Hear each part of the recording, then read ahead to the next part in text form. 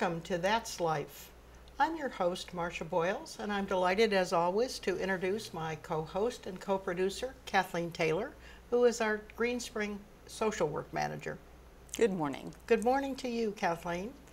We're going to be taking a short hiatus, a summer vacation, as it were, from this program, and not coming back until September.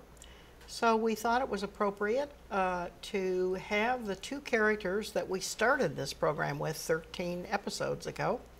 So do you want to tell us just a little bit about those two characters? Well, they are going to be Cecilia and Homer. Cecilia has been coming to me for over about a year. That's when the program started.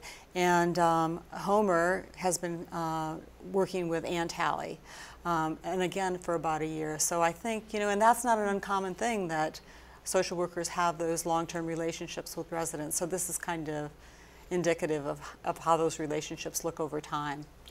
All right, I think that's an important point. We should probably also point out that Cecilia is played by Jenny King. That's right. And Homer is played by Vince Angier. I think with that then, we'll start. We only have 2 vignettes today. I think we'll get started and do the first one with Cecilia.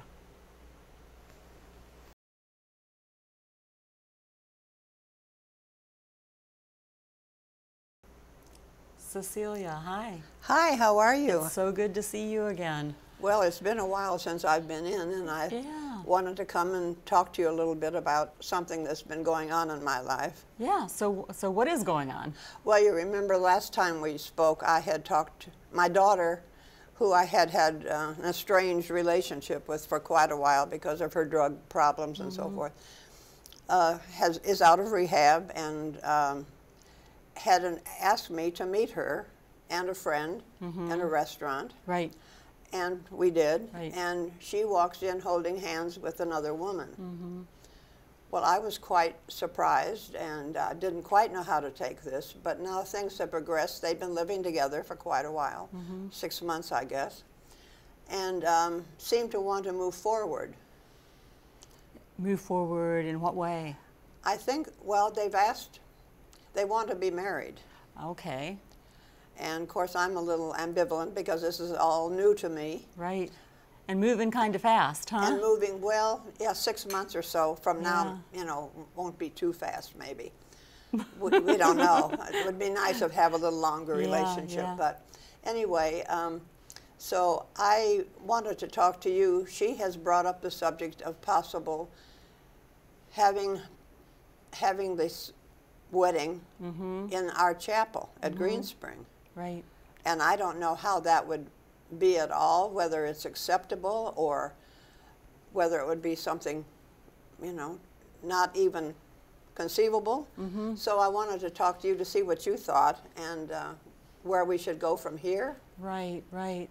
Well, just to back up just a little bit, how are you feeling about all of this? I'm ambivalent, of course. Yeah. I'm happy for her because she's happy. So that makes me happy too. But I just don't know too much about this kind of service, for one thing, or how it would go. But you would like to be able to support her in having the ceremony here? Yes, I would support her, even though I'm, as I say, ambivalent, or not ambivalent as much as not understanding or unaware of some of the, problems or intricacies. Sure, sure. Well, you know what? Let me see if I can get Jim Bell. Now, who is that? He's our pastor at the village church. Oh. And he, we can talk to him about whether he would be willing to perform the ceremony and. Oh, that would be wonderful. Ask him other questions. Yep. Let me get him on the phone, and then if we're lucky, he'll be available and he'll be able to come down and talk to us right now. That'd be good. Okay, so I'm going to call him, and we'll see if he's around. Jim, hi, this is Kathleen. Would you be willing to or able to come down and talk to one of our residents for a little bit about doing a marriage service? Okay, I'll see you in a little bit then. We're lucky. He's going to be here, yeah. So, so while we're waiting for him to come, I think you can talk to him about anything, and you know, with the three of us, we can talk about, you know, what the service might look like, but also if you have reservations, I think that it would also be a good thing to talk to Jim about. So, all right, that would be good. And actually, he's here already. Oh, just up the hill. Just up the hill. Good. Can you come in and sit down? Hi, Jim. Hi, Kathleen. Thanks for coming so quickly. This is Cecilia. She's a resident that she and I have been working together for a time now, and she has come in to talk about your ability to perform a wedding ceremony for her daughter, who is in a same-sex relationship. Okay. So she would love to be able to support her daughter, and I think I as well. I'm just wondering about, would you be able to help with that? Well, just to put your mind at ease, I'm very comfortable doing that. oh, really? Yes. I come out of a denomination that has been promoting this since the 70s, so I'm very, very comfortable in doing And what this. about, is the church as well? The church doesn't have, the village church does not have a position about this as a church. The reason I can do it is because my denomination does that, and they generally, the village church, whatever denomination their pastor is from, operates within the confines of that of that denomination. So I'm able to do that as a pastor within my own denomination. And so you think it would be okay to have her here? I mean, she doesn't live here, but she's my daughter, and I would be sponsoring. I think it would be a joyous occasion. Really? To be honest, I think it would be a joyous occasion. And I think it would also model for other people who worry about this. Well, I am a little worried because it's Right. also new to me. Yeah. And so I just don't, but Well, that is very reassuring. I can tell you from visiting around, there are a number of people who have gay, lesbian, bisexual, transgendered children or grandchildren. I think all of them would welcome seeing something like this in the community in which they live. Well, that's certainly very, reassuring. Yeah. Yeah. So would you want them to come in for, say, counseling or talking to? I would like for them to come in the same way any couple would come in, Yeah. and sit down and talk about it. I'd like to know how they met. I'd like to know just how they see the future together, and in particular, I'd like for them to help plan their wedding with me. Well, that would be fun. I'd like it to be rather, a small, intimate wedding. It's their wedding. Oh, now see, you're sounding like a mom right now. Right. I know, it is their wedding. Well, I mean, they're friends, of course, but Right. I don't know how my friends are going to accept this. You know what? If your friends love you and you love your daughter, they're not gonna not like and love your daughter. Well, So I would not worry that's about very nice. That's wonderful. Yeah, yeah. And I think that, like Jim was saying, just you're being able to see, I mean, this is going to be a ceremony just like anybody else would have a ceremony when they want to get married. So And it is our society now. It's legal. Yeah. It'll be a legal wedding. It'll be a church wedding. So it'll have both the blessing of the state and of the church. And if I were you, I would go into it with all the joy of any wedding. Well, that takes and a little. angst. And angst. Yes, and angst that goes with it. yeah. That's reassuring, but I'm still a little, unsure about it. For one thing, they haven't known each other that long, and I wish they'd put it off a little longer, as any mother would, just to make sure. But it's up to them. They're, middle-aged young women. And I think that's a concern that you would have regardless of who she was marrying. Yes, So, yes, I would. So that's a separate issue from who she's Exactly. marrying. And, Yes. Right. But it's nice that you'll be able to kind of walk them through that a I'd little like bit. to do it. Yes, and use the opportunity to be able to help them to kind of clarify what their goals are Right. for their relationship and all of that. So this is like got a couple of positives there, I think. Oh, yes. That's makes me feel so much better that it. I think you're going to find widespread acceptance, to be honest, because there's an organization on campus called PFLAG that are friends or parents or families of gays and lesbians, And it started out with like 7 or so people, and there are like 74 some people here on campus now in that. Wow. So there are a large number of people here experiencing the reality of having same-sex children who are in same-sex relations. Maybe I should go to that You should. organization. Yeah. I It'd be a great probably should. It would help. I think Would help so. me as well. I think we had talked about that, and it was too new for you Yes, at the it time. was. But I think at this point, Yes, might I be a think great I certainly time. would benefit from that. Yep, Yeah. to feel that so. support, and you know, that would be a group of people that would truly be able to celebrate what's going on with you. Yes, that's true. Which would also be kind of nice for you. And some of them have already been through this. So. Yeah. Oh, really? Well, that's I did a wedding a few months ago of 2 women, a retired doctor and a nurse practitioner who had been together for like 40 some years. When it became legal right away, they got married. So. yeah. That's very cool. It is. Yeah, yeah. So Jim, what should be the next steps? Well, I think, first of all, I think you should call your daughter and tell her that I'm willing to do it. I also think you should let her know that I'm safe to talk to, because we preachers do have, I don't want her to think she's going to walk in and get blindsided. So I think you should let her know that I'm safe to talk to. And that she could call me and make an appointment, and we'll sit down, and she and the person she's going to marry come in, and we'll talk about when, what, all the things we talk about in planning a wedding, and then with her and her partner, we'll make the appointments together about what they want to do and what I want to do with them between Oh, them and that's the wedding. fine. So. That makes it very easy. Yeah. Yeah, well, easier. Yes, easier. It's probably not going to be easy. No, Well- but I do think you should make this for yourself a joyful occasion and not worry. Right. Well, I really should, because after all, she's a grown woman and she knows what she's doing. Right, right.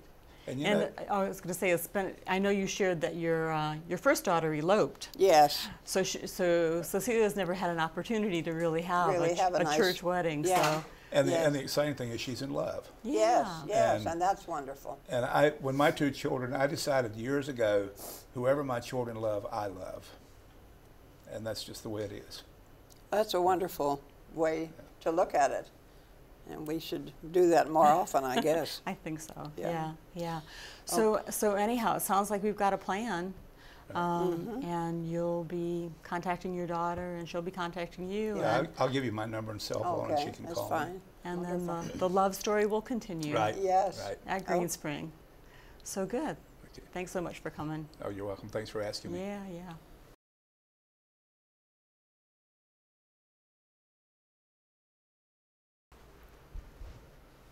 Homer, thank you for coming in, and I'm so sorry to hear about Winnie.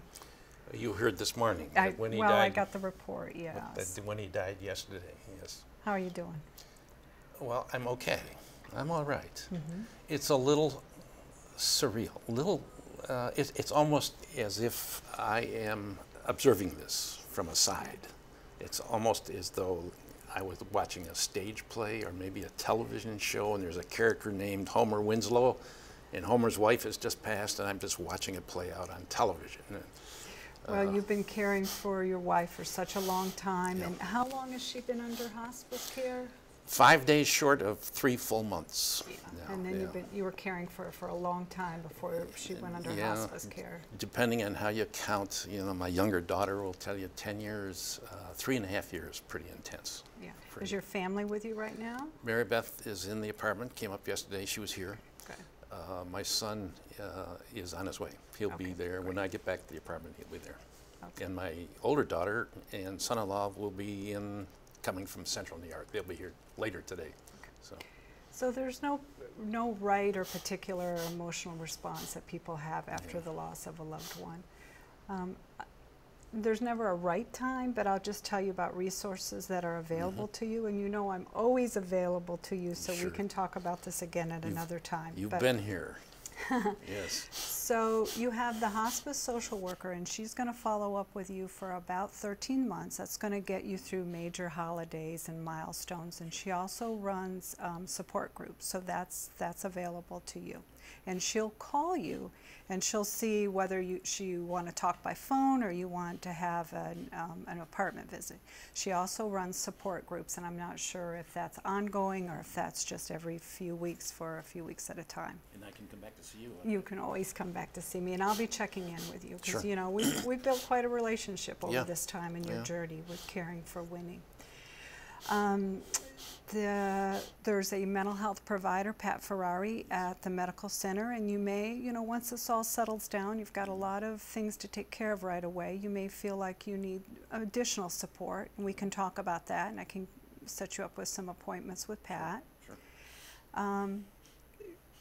The spiritual support, we can talk about that, whatever you need, but just, I think right now it's just beginning through the next few days. Yep. Yeah. Yeah. Well, I will be all right. Of course you will. You know, I've got things that I want to do. We've been here 2 years, and what I notice is there are a lot of activities, but a lot of opportunities to volunteer. And I will commit myself to something whereby it gets me out of bed in the morning and out of the apartment. I'll do that. I will I'll wander the hallways. You come by my office, okay? Yeah, I'll chat up the residents and the That's good. staff, and you know, I've just got a lot of things that I need to catch up on now. You do. You do. And please know that there's people here for you. Oh yeah, they're happy. You've been here, and you know the friends that we've made. I've had one-on-one conversation. They've inquired. I think it was someone who once observed that profound grief is best shared one-on-one, and so yes, that will help, and the group therapy also probably help. How long is your daughter staying? Not sure. We will go to the, we'll make arrangements tomorrow. We'll go to the funeral home tomorrow and see when. But she will probably stay until next week, I imagine, anyway. So I'll be okay. I'll get through this. So there may be some things that I'm forgetting to mention to you, but I'll be checking in with you. And if Sure. you don't mind, is it all right if I come with you right now and we'll go to the apartment? Because I do want to talk to your daughter too. Yeah, and when we get there, I think my son will be there. Okay, great. Yeah, So why that- don't we do that right Good. now? Great. Okay. That's, Well, Kathleen, those were certainly very intense and interesting vignettes. Yes, absolutely. Let's talk a little bit about what we saw today. Starting with Cecilia. She clearly has had some difficulty accepting the whole issue of having a gay daughter. But I thought today with Jim Bell, it all sort of came together, didn't it? Yeah, yeah. Well, I think he was really great in just really putting it into the context of, you know, that they're lucky enough to have found love, and let's celebrate that and experience it in a joyful way. Sharing the joy. Yeah, yeah. And I think that it was almost like Cecilia was waiting for permission to do that, you know, that sort of allowed her to just go, yeah, you know, that's exactly what it's about. It's two people having found each other and want to go forward in their life. So he definitely said all the right things. Yes, he did. I couldn't agree with you more. I thought he just did splendidly. Yes, the whole idea of love being joyous and let's all share it, and I liked his line too, that if your friends love you and you love your daughter, they will support you. Yep. I thought that was a terrific. Yeah. I mean, I think that he just gave a lot of sort of, I think for Cecilia, knowing that this was not something that he hadn't done before, and he'd had, you know, traveled that path with other people, and you know, the PFLAG group, as you know, having had members of the PFLAG that had also gone through those situations. I mean, I think she had to walk away feeling like, I think maybe when she walked in, she felt like this was the only time that anybody had ever experienced this, and she was really struggling. And I hope that when she left, she felt that there were people out there that knew and understood and appreciated where she was at and would be able to provide her with support as well. So Yes, that's an excellent point, that there were a lot of folks at Green Spring that were going to provide a lot of support to her. yeah, yeah. And I think, you know, just that might be a surprise to people, you know, to know that, what was it, 74, did Jim say? I think they're close to 80 on that list. Yeah, yeah. So that's a lot of people that have had some sort of experience that you know, has probably been a challenge for them, but then they've, you know, banded together and are figuring it out. And that's where Cecilia's at, is just sort of figuring it out. So Yes, I thought that was a very touching vignette, Kathleen, and like you, I thought Jim Bell just did splendidly. yeah, Oh, yeah. that was excellent. Now the next vignette was clearly a tough one. We've watched Homer struggle as a caretaker, a care partner, for the whole year. Yeah, yeah. It was, yeah, I mean, it was, it tugged at your heartstrings for sure. And he was very eloquent in you know, how he was feeling. It's tough when you lose someone that has been your whole life, the center of your life, as happens when you're a care partner. That everything else kind of takes a back seat to that person and what that person needs. So all of a sudden, all that meaning, you know, as he sort of said, you know, the reason for getting up in the morning, you know, he doesn't have that reason for getting up in the morning anymore. I mean, at least that's how he's feeling. So now he's trying to figure out his life going forward.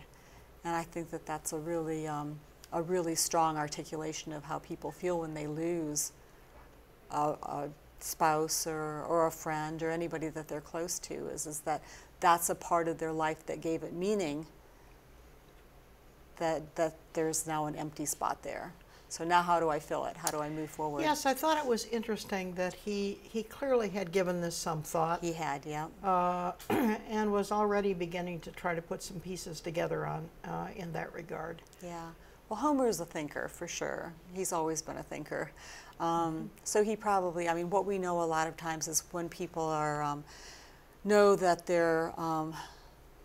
are looking at end of life, that we talk about anticipatory grieving, which is that people kind of try to put themselves ahead, sort of try out the emotion almost, you know, what it's going to be like. And I'm imagining that he did that. Oh. That he, you know, kind of had already sort of thought about, well, what's it going to be like when she's gone? So I see he's got some thoughts about how he's going to make that work. You know, he's going to reach out to people in the community, and he's going to maybe do some volunteer work. And I think that he'll have a ways to go before he's actually able to implement that. But I think that that's him saying, at least I know that that's something that I can do. And in the middle, there's going to probably just be some raging grief that he's not really going to even know what may be ahead of him right now. Could we talk a little bit about the grieving process? Because clearly that is going to be, he's got to go through that. Right.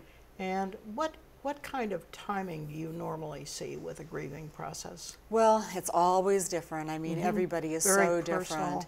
personal. And you all, I mean, sometimes it's, you know, the person initially seems like they're very much in control, like Homer, seems like he's under control.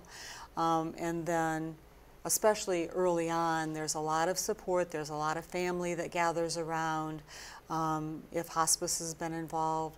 And then there's just a lot of the logistics, really, of end of life and the funeral service arrangements and all of that.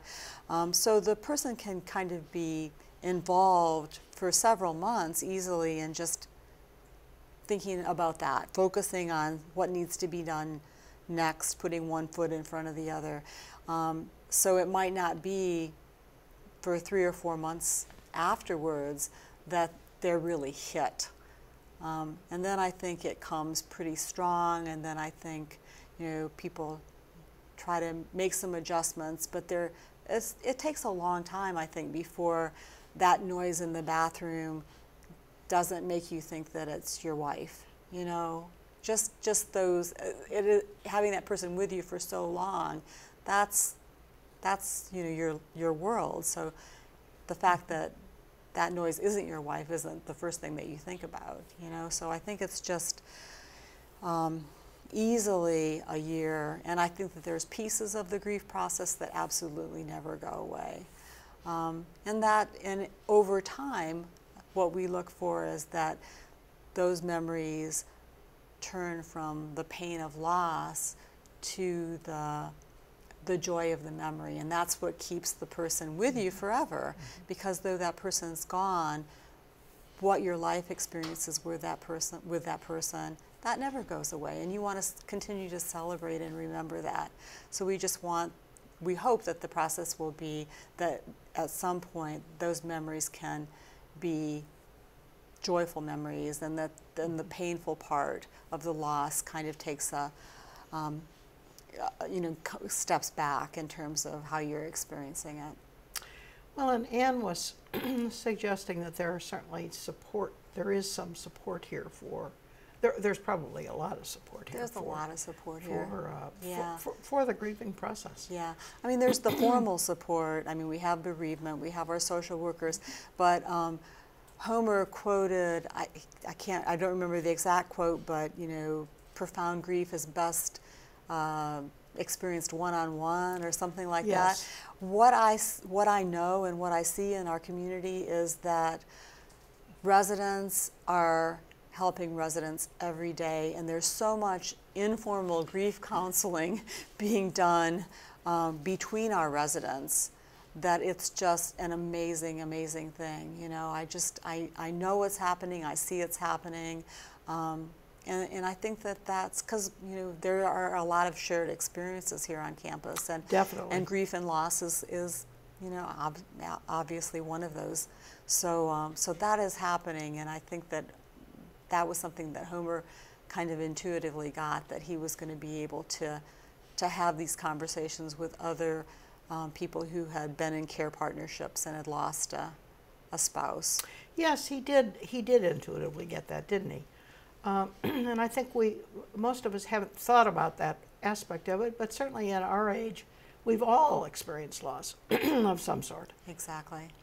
So I think that he says he's going to be okay. I believe he's going to be okay, but it will be a process. Well, Kathleen, I think at that, then we're about finished. Is there anything you'd like to leave us with at this point? Nope. We'll have our break, and then we'll be back in the fall, which is, our second year with a new beginning. Yeah. One of the things that we might mention is the fact that during August we're going to stop and assess where we are with this, and have our characters stop and think about where they're going as characters, as fictional characters. Yeah, what their stories are going to look like going forward. Yes, exactly. And I think we're thinking about maybe some new characters. We are. Or some new developments. So both. Yes, and or both. Absolutely. Yeah. So I think that will give us some new vigor as well. That's right. We'll come back with more energy in the fall. And more characters. And more characters. Exactly. Well, I think with that, then, we'll close up today. Thank you so much for joining us, and we'll see you in September.